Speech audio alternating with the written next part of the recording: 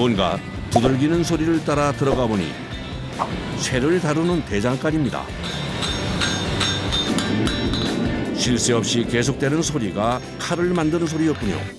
수제 칼도 만들고 다마스커스 접색 칼도 만들고요. 요리하시는 분이 하나 갖는 게 소망일 만큼 고가 칼을 만드는 거예요.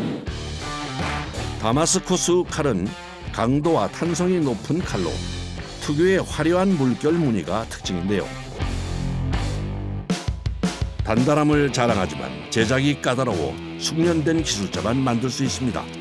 접색칼, 다마스커스 그거 만들기 위해서 이제 강한 쇠, 물른 쇠 조합하는 거예요. 이렇게 성질이 다른 쇠를 이용해 만드는 이유가 있다는데요. 강한 거가 너무 칼로 전체가 되면 쉽게 부러지고요. 고강도를 쓰기 위해서는 물른 게 이제 받쳐져야 돼요. 1600, 1700도까지 고열을 올려야 돼요. 철 표면이 녹아야 이제 붙잖아요. 표면 녹을 때까지 달궈야 돼요. 한창 달궈지는 쇠를 갑자기 꺼내더니 그 위에 흰색 가루를 뿌리는데 소금 같기도 하고 대체 이것의 정체가 뭔가요? 봉사라고 이제 산화 방지 역할을 하는 거예요. 쇠가 고열에 들어가면 타버려요. 타는 걸 방지하기 위해서 이제 봉사를 입혀주는 거예요. 이제 이물질을 없애주고 타는 거를 방지해줘야 쇠와 쇠끼리 접지가 잘 돼요.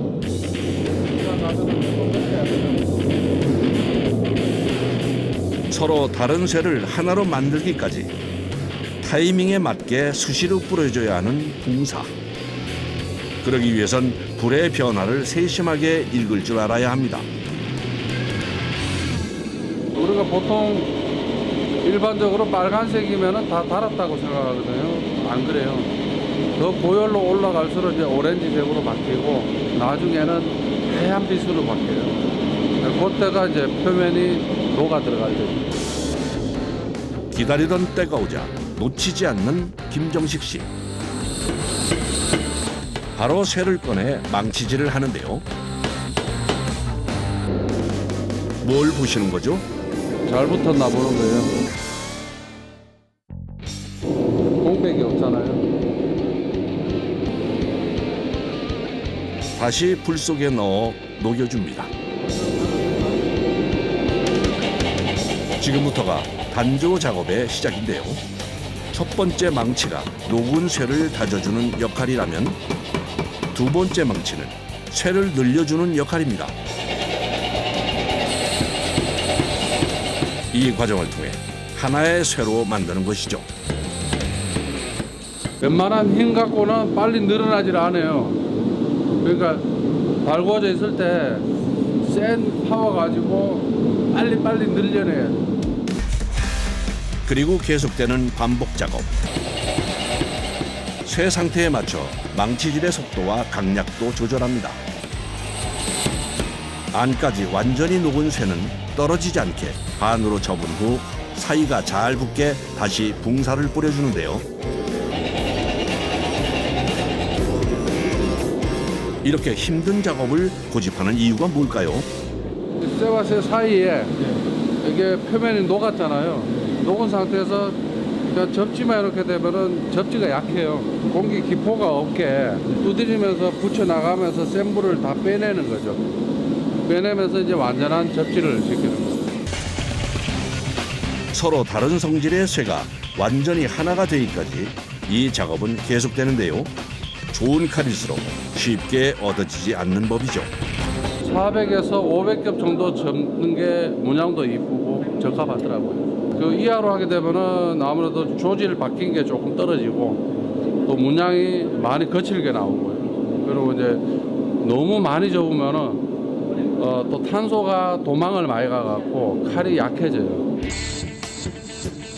보통의 인내심으로는 할 수 없는 일.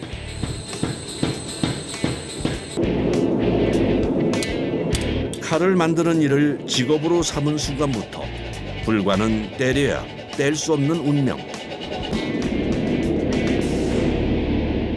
한겨울에도 불 앞에서는 장사가 없어요. 멀리서는 잘 안 보이니까. 땀 흘리며 불과 싸운 결과 마침내 약 500겹의 쇠가 만들어졌습니다. 이 쇠는 막대기 모양으로 길게 만들어주는데 망치질이 더없이 조심스럽습니다. 이 붙인 부위가 완전한 접지되기 전까지는 약해요. 그래서 이제 두드릴 때도 세게 못 두드리고 이제 어느 정도 봐가면서 두드려야 돼요. 막대기 모양으로 불에 달궈준 후 재빨리 빼서 다음 작업에 들어가는데요. 단단히 고정시킨 쇠의 윗부분을 잡아서 한 방향으로 돌리기 시작합니다. 점점 꽈배기처럼 꼬이기 시작하는 쇠. 전체적으로 균일하게 꼬아주는 것이 중요한데요. 덜 쪼였네. 위에 딱 아구를 맞게 쪼야 벌어지질 않아. 속까지 달궈진 쇠라고 하지만 성인 남자 2명이 힘을 써도 벅찬 작업입니다. 됐다. 꼬면서 종이처럼 얇게 돼가지고 층층이 바뀌어버렸죠, 그죠? 이 통째 두드려서 날을 만들어도 강한 쇠가 이제 연결되기 때문에 칼날이 유지가 될 수가 있는 거죠.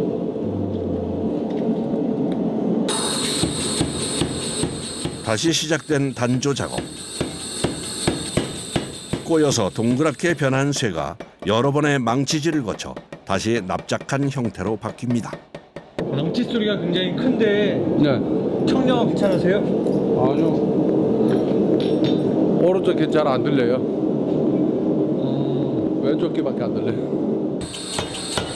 한쪽 귀에 청력을 잃으면서까지 놓을 수 없는 다마스쿠스 칼 만들기. 그러는 사이 일정한 두께로 납작하게 박힌 쇠.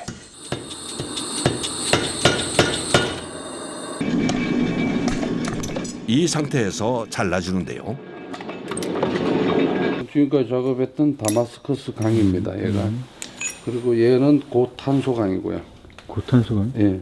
그리고 이제 얘도 강하지만은 얘보다 한층 더 강한 이제 강제를 중간에 넣고 요렇게 붙일 거예요.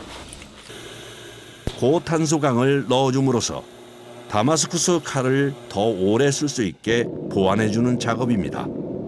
이제 칼이 날을 세워놨을 때 오래 유지되고 칼이 절삭 능력이 굉장히 뛰어나게 만들어진 재료거든요. 그래서 이제 굉장히 고급 칼로 바뀌는 거죠. 지금부터는 작은 실수 하나라도 있어서는 안 되는데요.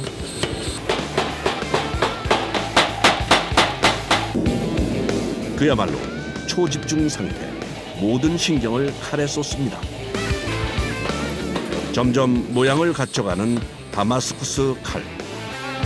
수십 년을 만들다 보니 이제는 칼 표면만 봐도 완성도를 알 수 있을 정도인데요. 하도 이제 오래 하다 보니까 외부를 보면은 대충 이제 어느 정도는 알아요. 뜬 자리라든가 덜 붙은 자리는 표시가 납니다.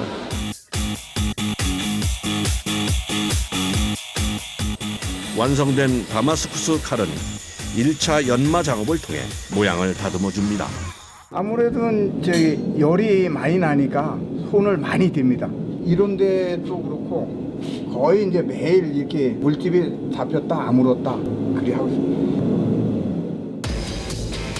연마까지 마친 칼은 가장 중요한 열 처리에 들어갑니다.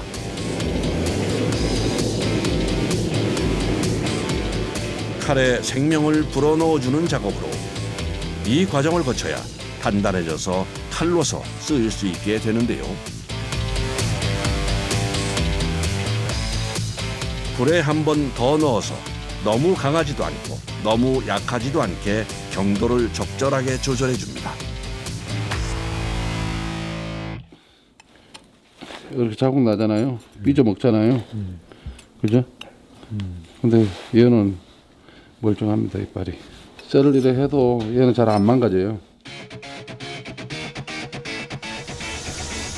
경도까지 높인 칼은 2차 연마를 통해 날을 세워줍니다. 그리고 마지막으로 염화철에 넣어주는데요. 탄소가 산화가 빨리 되면서 더 파먹게 돼요. 그러면서 이제 층계가 일어나면서 고유의 문양이 나타나요. 닦아내자 서서히 나타나는 무늬.